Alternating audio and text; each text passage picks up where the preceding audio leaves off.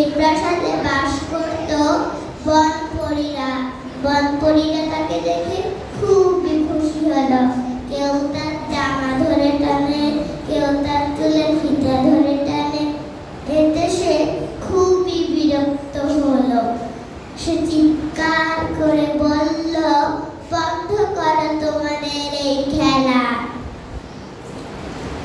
এক পরী ঝাঁপ দিয়ে বলল, তুমি তো খুবই বড় হয়ে গিয়েছ, তুমি আমাদের জন্য ওই পুকুর থেকে কিছু জল নিয়ে আসো, যেগুলো আমরা ব্যবহার করতে পারবো।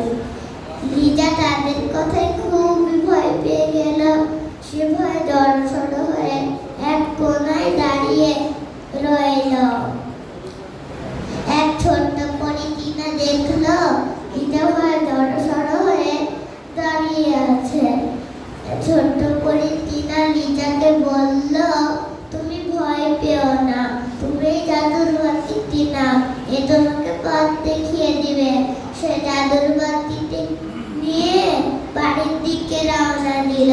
সে বাড়িতে পৌঁছানোর সাথে সাথে তার পিতামাতাও ফিরে আসলো।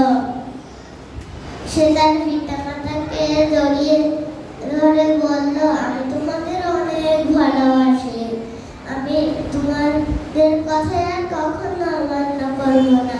তোমরাও মনে রাখো বন্ধুরা, পিতামাতার কথায় কখনো